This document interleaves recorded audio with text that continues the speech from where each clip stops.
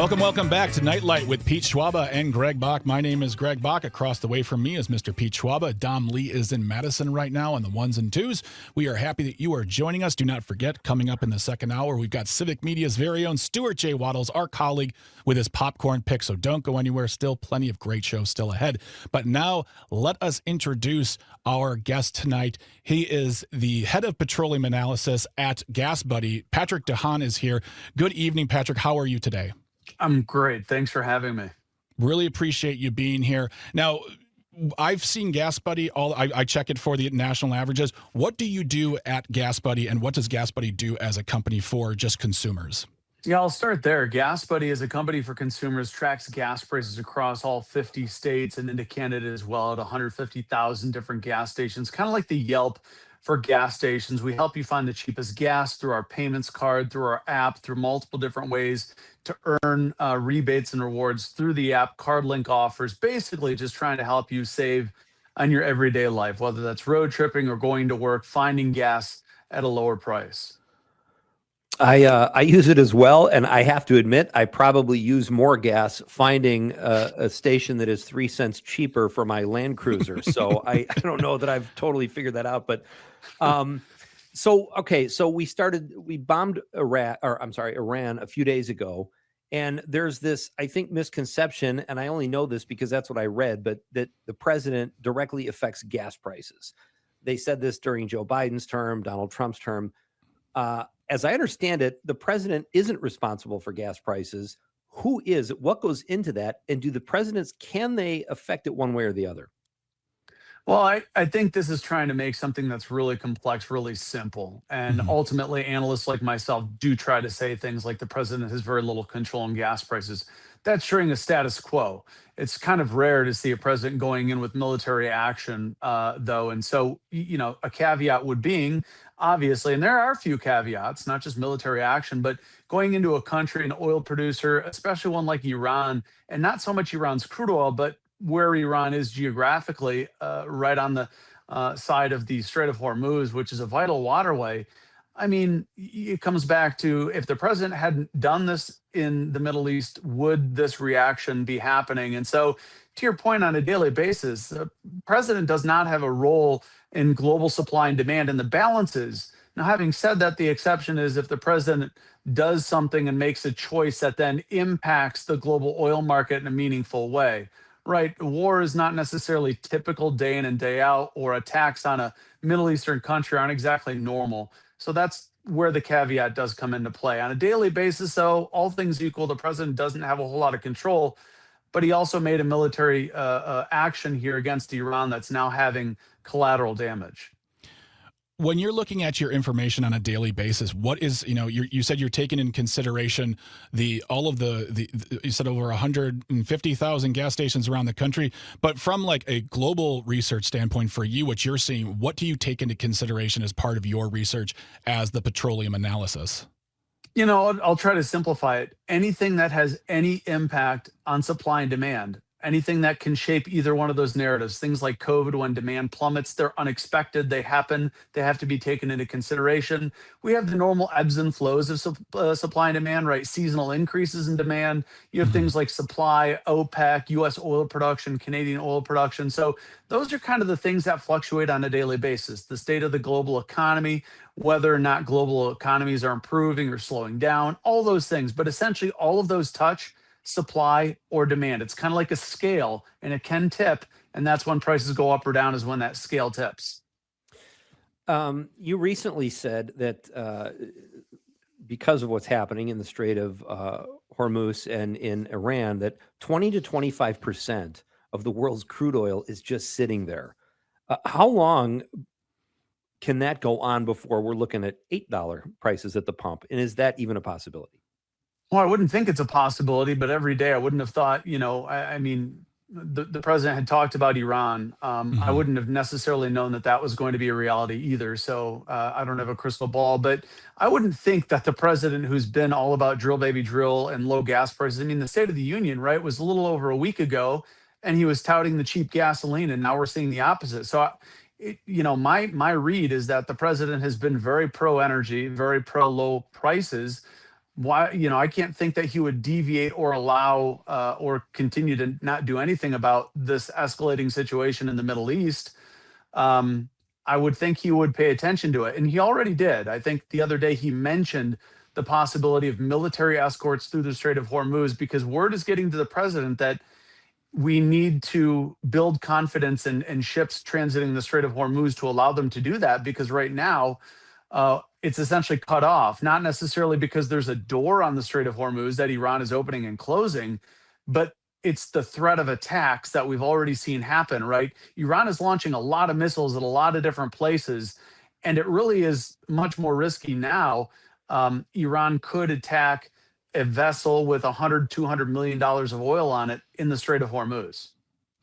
I want to go back to something you just said, but before I do that, I want to reintroduce you. If you're just joining us here on Nite Lite with Pete Schwaba and Greg Bach, we are speaking with Patrick Haan, who is the head of Petroleum Analysis at GasBuddy. And you mentioned a phrase that's been said for a long time now, which is drill, baby, drill. And from what I have learned is that that statement is very much a great thing to say at a podium on the stump speech. But really, the reality of drill, baby, drill is something vastly different, at least in this country, as far as how much we're drilling, how much we're exporting versus importing. They want to give this idea that we are bereft of oil, both import and export, when that's not the fact at all, correct? Yeah, correct. Absolutely. And also the implication is that the president has some control in that. We have a free market. We are vastly different than oil producing countries like Saudi Arabia, Iran, Iraq. All of that is state controlled. That is, they open the spigot, they close the spigot as a matter of policy, because those countries rely on those revenues. In the US, oil companies make that decision based on economics. Is oil high enough? Okay, let's invest. Let's drill more. Is it not? Okay, let's not invest. Let's not drill as much. So, the implication that drill baby drills up to a president, he can deregulate, he can loosen the guardrails, but the president has no control in saying, hey, ExxonMobil, hey, Shell, drill more. There's no control there. Yeah. Everyone thinks gas prices are historically high right now. And I read something recently that said they really haven't changed that much in almost 20 years. Why do we think they are? And is that true? I'd almost say the flip side. They're almost historically very affordable. And I've actually done the calculations on income, because that's where the pinch comes, is when Americans start spending more than about 3% of their income on gasoline. That's when you see people getting out the bicycles, because it adds up quickly. Right now, in recent months, Americans have been spending as little as about 2% of their income on gasoline. And while the price has started with a 3, although in recent months it's fallen to a 2, it's taking up almost a historically insignificant amount of income to fill your tank up. And that's why a lot of Americans complain when we hit $3 and $4. But that's also the reason we hit $5 back in 2022, because even at $5, you didn't see Americans spending the percentage of income on gasoline as you did in 2008. In 2008, that percent was like 4%. That's when people started getting mass transit and bikes, because that's the real measure, is percentage of income that you spend at the pump. It's not what it starts with. I'd love for Coca-Cola to be 69 cents a 2-liter, right? Like it was 30 years ago, but proportionally, what does it actually cost you? Well, and that's the other question too I wanted to ask, as far as, I understand the point. We as America, everybody wants to pay less for things. And the gas pump is always one of the first places we talk about prices being lowered. But if, let's say, tomorrow, gas prices on the average on GasBuddy went to $1.75 nationally, that spells disaster for the oil business as well, because the oil prices go down, and that affects how and what they are drilling. Am I correct? Like, low gas prices do not mean victory for everyone, correct? No, it means a long-term loss. We should be very careful what we cheer for, because look at COVID. Oil production fell in half overnight. Why? Because oil was trading so weak. So the thing is finding that balance. It's so hard to ride that line. It's like a tightrope, where prices are high enough that it justifies oil companies spending and reinvesting, right? But not too high that it restricts Americans from driving. Because to your point, if oil prices are too low, oil companies aren't going to raise production. They're not going to reinvest and bring new oil production online. So, it's a happy medium. Oil prices at about 70, 75, kind of right where they are today. would be good for oil companies. They'd reinvest, they'd have enough money to reinvest, and it'd still be relatively affordable for Americans. But yeah, to your point, $1.50 gas, enjoy it for a month, because a year or two years down the road, that would spell doom for U.S. oil production.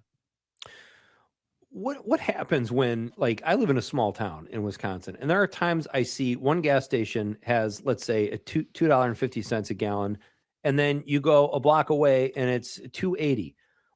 How does that, is that up to the individual service stations or oil companies? What's the discrepancy there? I've never understood that.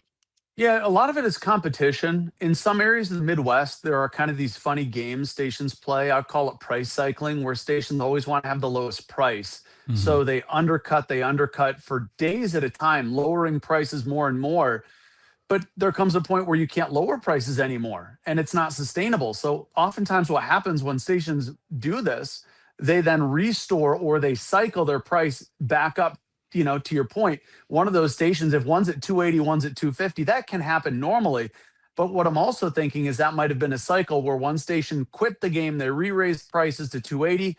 The other station maybe hadn't checked what their competitor was at yet. But those instances can happen, because today, for example, if a station bought gasoline this morning, they paid about 15 cents less a gallon for it than the person buying it later tonight. Now, that's historically a very volatile market right now, so that's not normal.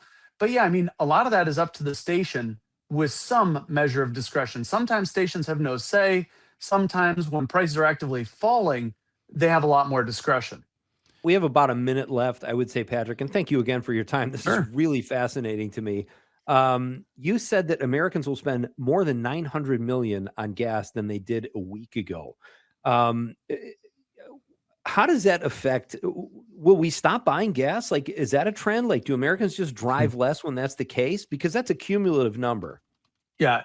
Gasoline demand is pretty inelastic. The reason we mention that is because instead of, Americans having money they can inject into the economy elsewhere, they're going to be spending more of it at the pump. And that's what is a bit of a warning sign for the economy. That's really the only metric in eye that's useful for that, is instead of that 90 million today going into other areas of the economy, QSR, fast food, entertainment, it's going to be going to oil companies. And that's something that is maybe a warning sign.